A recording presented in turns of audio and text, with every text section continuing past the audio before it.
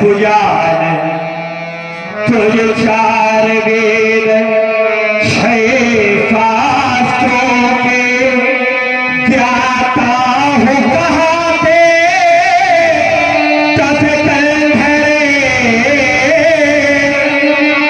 उपलतीस भुजाओं का करने और निज नाभि अन्य हो सरसाते कर चंद्र हाथ चमकाते जब तुरंत को तनकार है तान ध्यान खेल के स्वर तुम हो महान तुमको मेरा सत सत प्रणाम से करके की करे दफे कंधर तुमने कैलाश उठाया है समता कर सकता कौन तेरी तुमने त्रैलोक कपाया है रावण विख्यात सुयसे जग में हे परम पिया के किंकरे रक्षा सदा रहे थे तत पर विहियासु तो भोले शंकर रिधिया सीधिया तगे चूमे रिधिया सीधिया तगे चूमे जोड़ी प्रश्न का रखे हे लंकेश्वर तुम हो महान तुमको मेरा सत सत प्रणाम। राजन स्वीकार ली हमने आपकी वंदना और हे हनुमान अधिकारी स्वीकारी हमने तेरी प्रार्थना जनक वास्तव में तुम महान हो।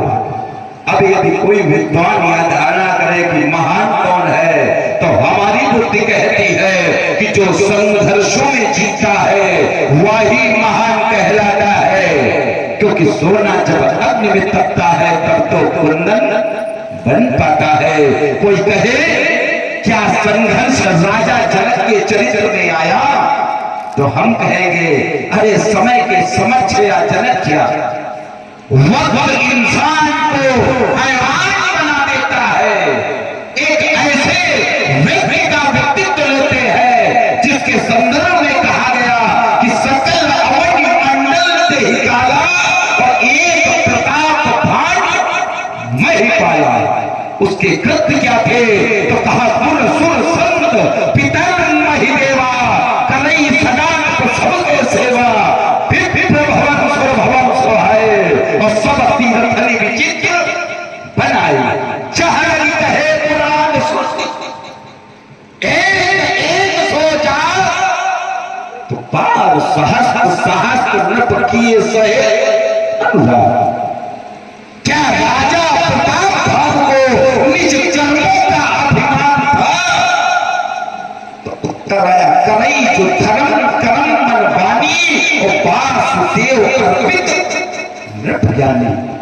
क्या कुछ स्वार्थ था तो उत्तर आया हृदय लकछ छल अनुसंधाना और भूप विवेकी परम सोचा जाता। परिणाम क्या मिला तो कहा काल पाई मुनि सुन सो राजा तो भयो निशाचर सहित समाचार। तो वक्त इंसान को हैवान बना देता है, वक्त तो पत्थर भी भगवान बना देता है। और वक्त की इससे ज्यादा और क्या तारीफ करूं, वक्त तो इन महलों को भी शमशान बना देता है।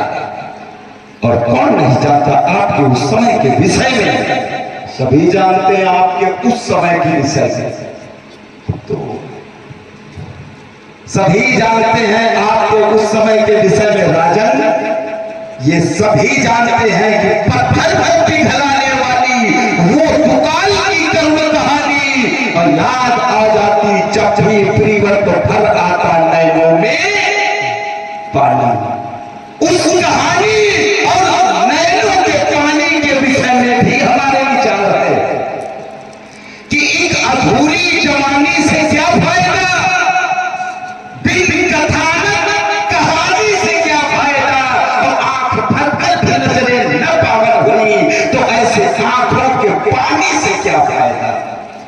ये धूल धूल करके शमशानों पर जलते थे इस मिथिला के प्राणी।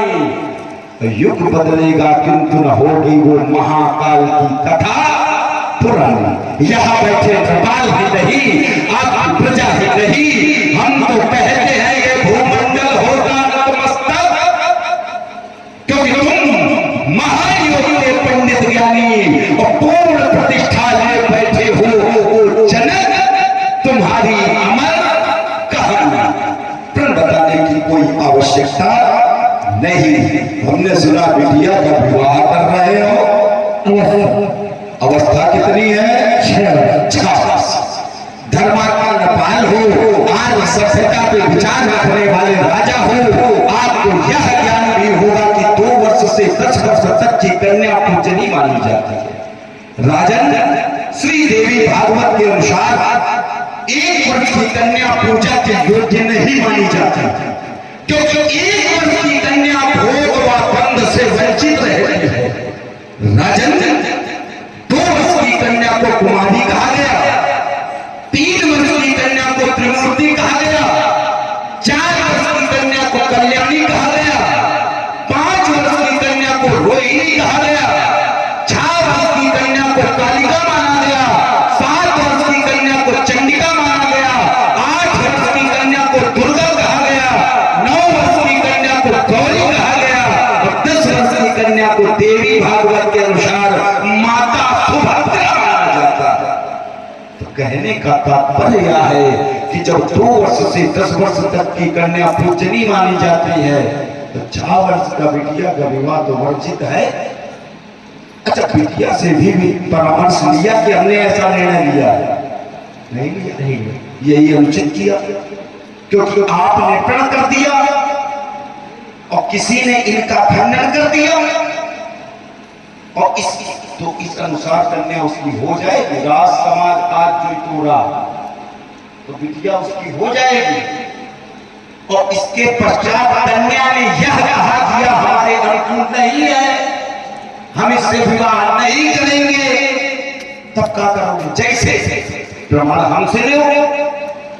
एक बार पर्वतराज मेघल ने प्रण किया कि जो हमें कुल बकावली का पुष्प प्रदान कर देगा उसके साथ अपनी बिटिया नर्मदा का विवाह करेगी। और सोनभद्र नाम के राजा ने वह दिव्य पुष्प लाकर पर्वतराज मेघल को दिया, अर्पित कर दिया।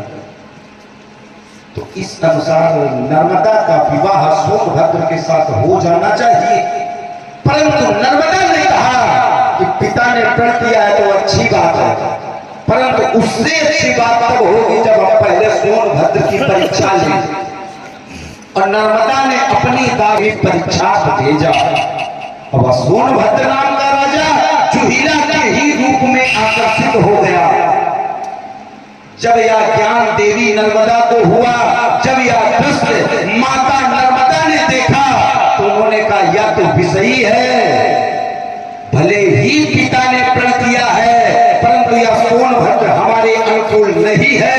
अब तो इस राजा सोनभद्र से हम विवाह नहीं करेंगे। यह कहते हुए देवी नर्मदा उस सोनभद्र से उल्टी दिशा की ओर चलने लगी।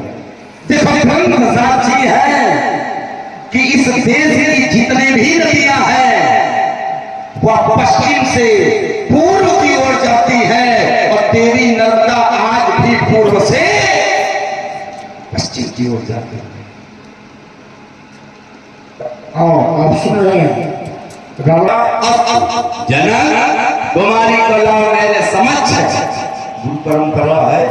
कुमारी को लाओ मेरे समक्ष देखने की अंतस में उत्कृष्ट अभिलाषा है, जिसके ही अजगौ सा पावन प्रचंड चाप धरा गया बेटी पर बनाकर तमाशा है।